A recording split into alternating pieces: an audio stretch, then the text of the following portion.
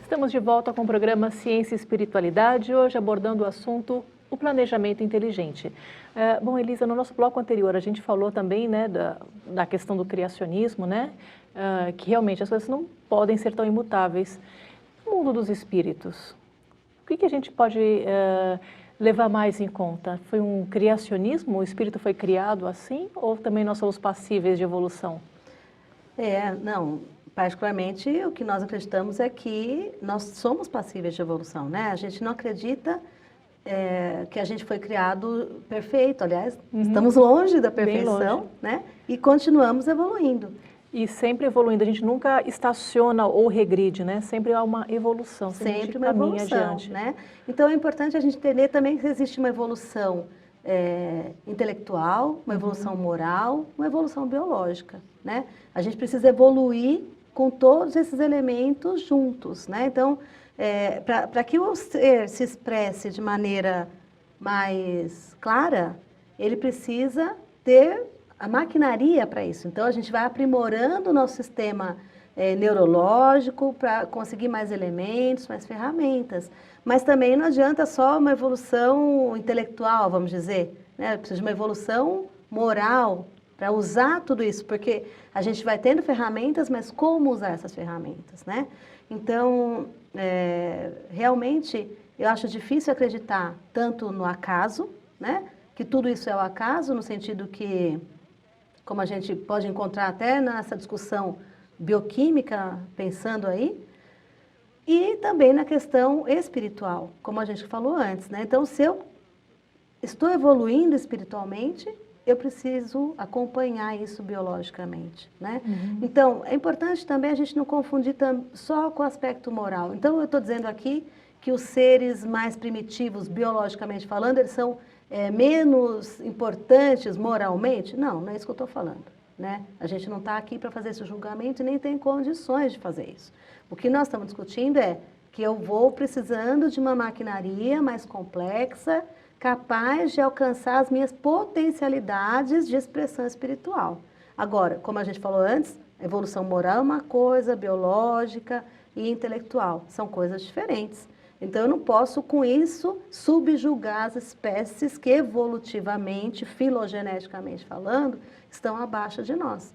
Isso não me dá esse direito, né?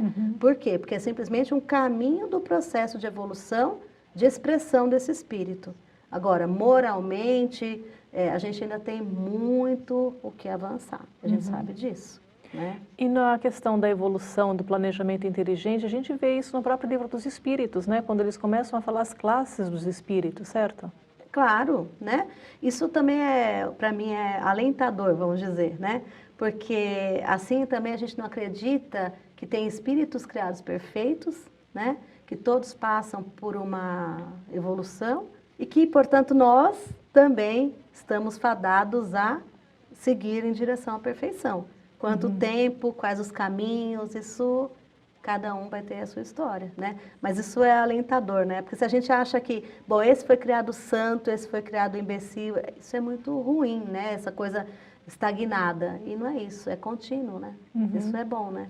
É cada um no seu tempo, cada um de acordo com seus conhecimentos, vamos todos evoluindo, né? Sempre em busca da perfeição. E vamos acompanhando biologicamente, porque a gente acha que não está mudando, mas a gente continua mudando. Biologicamente, a gente continua evoluindo. Então, o homem, daqui a milhares de anos, não vai ser idêntico ao que nós somos hoje, né? Não necessariamente na forma física externa, mas até no seu metabolismo, na sua forma de manifestar a sua expressão gênica, a gente vai mudando, de acordo com a evolução do espírito. Pelo que a gente estuda de história, né, a gente vê que realmente o homem de Neandertal é muito diferente do homem de hoje. Né? Sem dúvida. É que é interessante, né, porque quando a gente fala em evolução, muitas vezes as pessoas encaram como terminado, chegamos ao ponto, estamos no ápice da evolução biológica. E o que é um engano? É que esses processos eles são contínuos e mais demorados. De fato, durante uma encarnação, muitas vezes a gente não vai ter essa percepção, né? Certo. Bom, Elisa, muito obrigada por estar aqui no Ciência e Espiritualidade, falando sobre esse tema que é muito enriquecedor, né, sobre o planejamento inteligente. Prazer. E você que está em casa, que tal mandar um e-mail para nós? Nós gostaríamos muito de ouvir a sua opinião, o seu recadinho, a sua sugestão para nós. O nosso e-mail é cienciaespiritualidade@tvmundomaior.com.br. Décio, agora eu deixo com você. Qual a sua posição sobre o planejamento inteligente? Esse assunto é um assunto muito interessante e que está muito bem colocado num livro chamado A Caixa Preta de Darwin, de Michael Behe. Esse livro já é um livro relativamente antigo. O Michael Behe é um bioquímico que coloca as questões da complexidade irredutível. Então, é assim, é como a Elza colocou. A gente pensa na questão da evolução a partir dos preceitos de Darwin, que, na minha opinião, estão corretos, apesar de serem incompletos. O próprio Darwin assumiu isso. Ele explicou muita coisa sobre a evolução, mas não explicou tudo. O que o Darwin não explicou foi aquilo que ele não conseguiu perceber, porque é o que vem de lá do plano espiritual para cá. Então, o livro que traduz isso de uma maneira bastante clara para mim é o Evolução em Dois Mundos, do André Luiz, que a Elza citou também. Então, o que acontece? Acontece que quem evolui é a inteligência. A inteligência é a nossa porção espiritual.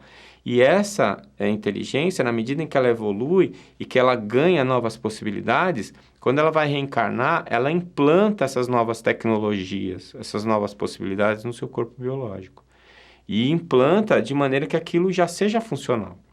Então, se você pegar esses sistemas de complexidade redutível, como, por exemplo, o sistema complemento, que ela explicou muito bem, a coagulação sanguínea, em que você tem diversas proteínas que precisam ter surgido juntas ao mesmo tempo para que elas possam funcionar. Então, se você for ver em termos matemáticos e estatísticos, é impossível que isso tenha acontecido por acaso, né? Tem que ter tido um planejamento. Até se você pensasse na possibilidade das enzimas surgirem uma após a outra e ficassem ociosas, né, sem função nenhuma, para quando aparecessem as 14 e ele começasse a funcionar, então ainda assim você estaria falando de um planejamento, de alguma coisa que veio antes do aparecimento do sistema, de uma proposta, de um projeto que de alguma maneira foi implantado. Né? É isso que o Dr. Michael Behe chama de planejamento inteligente. E quando ele fala isso, ele não está falando que é Deus que fez, que é A ou que é B. Ele não discute o planejador, mas ele expõe a necessidade teórica da gente admitir a existência de uma intencionalidade, né? De um planejador, de alguém que pensou naquilo, ou que sentiu a necessidade daquilo, e que a partir dessa necessidade o sistema surgiu. Isso pode ser considerado para tudo. O aparecimento do sistema osteomuscular, né? Os primeiros animais dentro da escala filogenética que apresentaram um esqueleto, um osso, e todos os outros sistemas que foram surgindo. O que o Michael Behe fala muito do olho, né? Mas também tem esses sistemas bioquímicos que a gente percebe que não podem ter surgido por acaso. Então, eu acho interessante, quem gostou do assunto e quer se aprofundar, dá uma lidinha nesse livro. E o Dr. Michael Behe, ele tem sido confundido com um criacionista. Ele não é criacionista, ele é um evolucionista. Ele só teve a coragem de chamar a atenção de que nem tudo foi explicado por Darwin. Eu chamo a atenção, por exemplo, para os aspectos do lamarckismo, né? Jean-Baptiste Lamarck, ele seguiu um aforisma de um outro pesquisador chamado Diderot, que é assim: a função faz o órgão e não o contrário. Me parece óbvio isso. Quer dizer, não é o órgão que surgiu e a partir do surgimento desse órgão é que eu resolvi aproveitar a função. O órgão, ele vem como um instrumento desenvolvido a partir da necessidade, né? Só que a genética não explicava isso. Então, o lamarckismo foi abandonado. Hoje, a gente tem que reavaliar isso. Diante da epigenética, diante da nova condição que a gente está vendo, os genes, a gente tem que reavaliar. Porque, na verdade, a existência do espírito se torna cada vez mais uma evidência científica a ser considerada, uma hipótese científica a ser considerada diante de tantas evidências que são colocadas por nós e pelos estudos, principalmente da genética molecular.